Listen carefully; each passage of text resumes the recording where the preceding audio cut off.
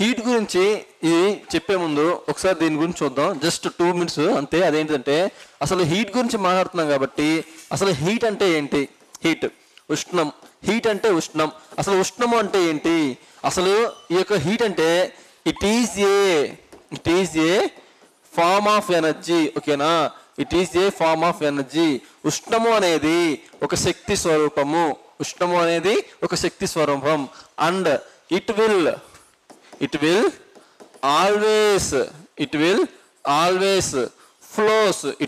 always flows from hot body to cold body. ఇదేంటిది అంటే ఈ యొక్క ఉష్ణము హీట్ అనే దానికి డెఫినేషన్ అనమాట. ఓకేనా? Cold body. చూడండి, మీకు ఈ వర్డ్స్ రాస్తున్నప్పుడు మీకు అర్థమై ఉండాలి. ఏంటిది? Heat is a form of energy. ఉష్ణం అనేది ఒక శక్తి స్వరూపము. అయితే ఇది ఎలా ఉండిద్ది?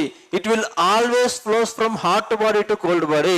ఎప్పుడూ కూడా అధికంగా వేడిగా ఉన్న చూడండి సబ్స్టాన్స్ నుంచి అది తక్కువ ఉష్ణం ఉన్న సబ్స్టాన్స్కి ఇది ఎప్పుడు ఫ్లో అవుతూ ఉండిద్ది.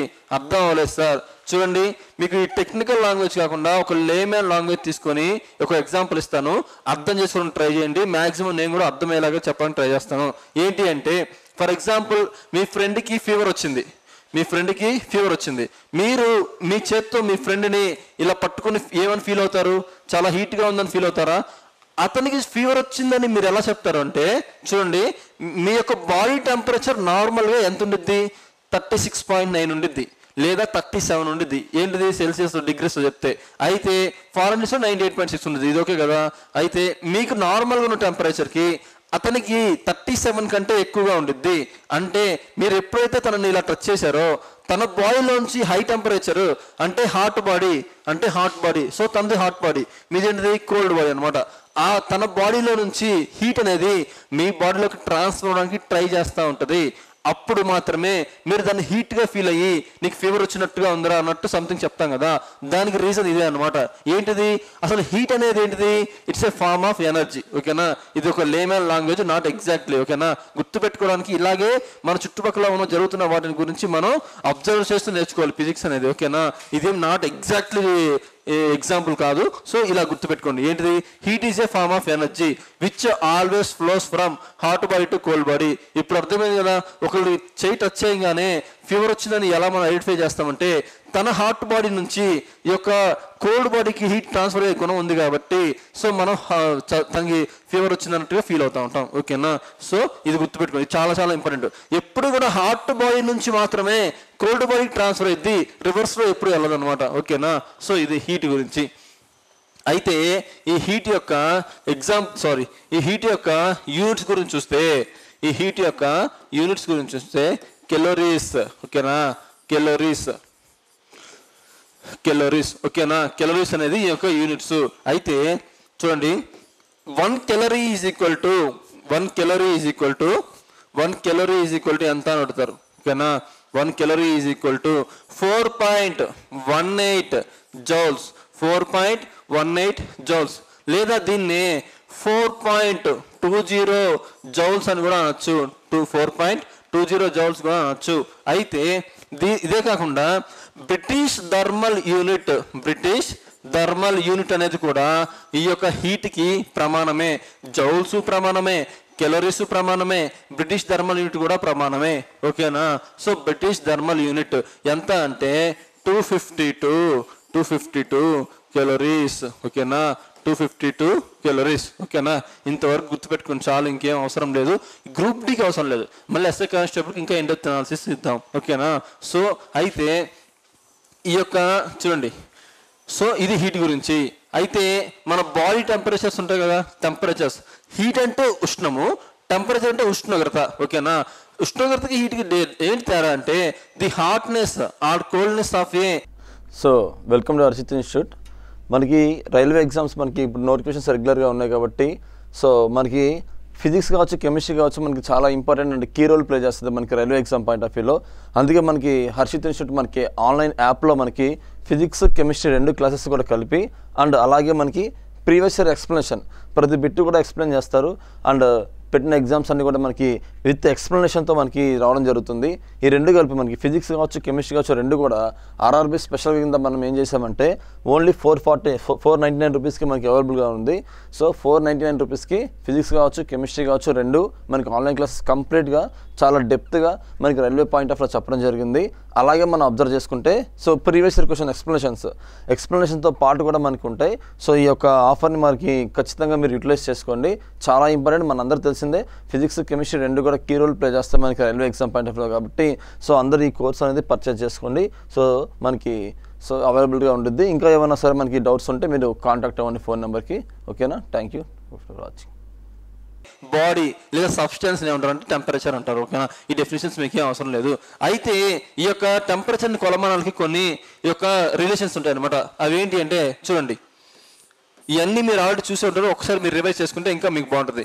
C100 బై చూడండి F-32/180 is equal to K-273/K-273/100 is equal to radians అంటారు అనమాట. ఓకేనా? దీన్ని రేడియన్స్ అంటారు, అవసరం లేదు బట్ గుర్తుపెట్టుకుంటే చాలు. రేడియన్స్ అంటారు దీన్ని R/80. ఓకేనా? ఏంటిది C100 అంటే సెల్సియస్, సెంటిగ్రేడ్ సెల్సియస్. ఓకేనా? C/100 is equal to F-32/180 is equal to K-273/100 is equal to R/80. చూడండి, ఎప్పుడైనా సరే గుర్తుపెట్టుకోండి, ఇక్కడ కింద 100 అని రాశాను అంటే, ఇక్కడ 180 అని రాశానంటే, ఇక్కడ 100 అని రాశానంటే, ఇక్కడ 80 అని రాశానంటే అవి ఏంటివి అంటే రీడింగ్స్. ఆ స్కేల్ మొత్తం ఎన్ని రీడింగ్స్ ఉంటాయంటే 100 రీడింగ్స్ ఉంటాయి అనమాట. ఫర్ ఎగ్జాంపుల్ 100 మీటర్స్ స్కేల్ తీసుకోండి, లేకపోతే ఓపెన్ చేయండి. 30 మీటర్స్ స్కేల్ ఉంటుంది పెద్ద స్కేలు, 15 సెంటీమీటర్ స్కేల్ ఉంటుంది చిన్న స్కేలు. అంటే అందులో ఎన్ని ఉంటాయి? 15 ఉంటాయి. 15 సెంటీగ్రేడ్ అంటే 15 ఉంటాయి కదా, అంటే ఈక్వల్ పార్ట్స్ 15 ఉంటాయి. అదే పెద్ద స్కేల్ అయితే ఈక్వల్ పార్ట్స్ ఎన్ని ఉంటాయి? 100 ఉంటాయి కదా. సో ఇలాగే దీన్ని దాన్ని ఎలాగైతే అబ్జర్వ్ చేశారో ఇక్కడ దీన్ని ఎలా కంపేర్ చేయాలంటే చూడండి, 100 ఈక్వల్ పార్ట్స్ ఉంటాయి దానిలో. ఇందులో 180 ఉంటాయి, ఇందులో 100 ఉంటుంది, ఇందులో 80 ఉంటుంది. ఎగ్జామ్లో ఖచ్చితంగా అడుగుతారు. సెంటిగ్రేడ్ లేదా సెల్సియస్లో ఈ యొక్క స్కేల్లో ఎన్ని భాగాలు ఉంటాయంటే 100. ఈ యొక్క ఫారెన్హీట్స్లో ఎన్ని ఉంటాయంటే 180. కెల్విన్స్లో ఎన్ని ఉంటాయంటే 100. రేడియన్స్లో ఎన్ని ఉంటాయంటే 80. ఓకేనా? రేడియన్స్ ఎప్పుడు అడగలేదు కానీ ఊరికే గుర్తుపెట్టుకుంటే మంచిది కదా అని చెప్పేశాను. ఓకేనా? ఇది చూడండి, ఇప్పుడు ఈ రిలేషన్ నుంచి ఈ రెండింటిని కూడా డిరైవ్ చేస్తే చూడండి, కేవలం ఈ రెండింటిని మాత్రమే అబ్జర్వ్ చేస్తే చూడండి, ఇది క్యాన్సిల్ అయిపోతుందా? ఇది ఎన్నిసార్లు పోయింది? 5 టైమ్స్ పోయింది. ఇది ఎన్నిసార్లు పోయింది? 9 టైమ్స్ పోయింది. ఎందులో? సెకండ్ టేబుల్లో. ఓకేనా? ఇది చూడండి, ఇప్పుడు C ఈజ్ ఈక్వల్ టు ఈ 5 తీసుకొచ్చేయండి, ఏమైంది? 5. ఈ 9 ఉంది కదా, 9. 5/9 బ్రాకెట్ పెడితే ఇంటూ F-32. సో ఈ యొక్క సికి ఎఫ్కి అంటే సెంటిగ్రేడ్కి సెల్సియస్కి లేదా ఫారెన్ హీట్కి ఇప్పుడు రిలేషన్ ఏమైనట్టు? C is equal to 5/9 into F-32. ఇది మోస్ట్ ఇంపార్టెంట్. ఓకేనా? ఇది ఒకటి. నెక్స్ట్ ఆ తర్వాత ఈ యొక్క సెల్సియస్కి ఈ యొక్క కెల్విన్కి చూడండి, ఈ 100 క్యాన్సిల్. ఇంకా అప్పుడు ఏం మిగిలింది? C is equal to K-273 మిగిలింది. సో K కావాలి అంటే కెల్విన్స్లో మనకి టెంపరేచర్ కావాలి అంటే C+273 ఇదే కదా. సో ఇది ఒక రిలేషన్ అనమాట. ఈ రెండు చాలా చాలా చాలా ఇంపార్టెంట్. ఓకేనా? సో ఇది చాలా జాగ్రత్తగా గుర్తుపెట్టుకోండి. ఇంకా మనం బిట్స్లోకి వెళ్ళిపోయే ముందు ఇంకొక కాన్సెప్ట్ ఏం కాదు, జస్ట్ 30 సెకండ్స్లో అయిపోయింది. అదేంటో చూసినాక దానిలోకి వెళ్ళిపోదాం. చూడండి, ఇప్పుడు నేను చెప్పబోయే బిట్టు మీరు ఎంత చిన్న ఎగ్జామ్ రాసినా కూడా ఇస్తారు, ఎంత పెద్ద ఎగ్జామ్ రాసినా కూడా ఇస్తారు. ఓకేనా? యూపీఎస్సీ ప్రిలిమ్స్ వరకు రాసినా కూడా ఎక్కడో చోట ఇండైరెక్ట్గా ఈ క్వశ్చన్ ఇచ్చేస్తారు. ఇంకా చాలా చిన్న ఎగ్జామ్, వాచ్మెన్ జాబ్లు ఇలాంటివి రాసినా కూడా ఇలాంటి క్వశ్చన్స్ ఇస్తారు. అదేంటిదంటే చూడండి, ఫ్రీజింగ్ పాయింట్. ఏంటిది? ఫ్రీజింగ్ పాయింట్ అంటే ఘనీభవించే స్థానం.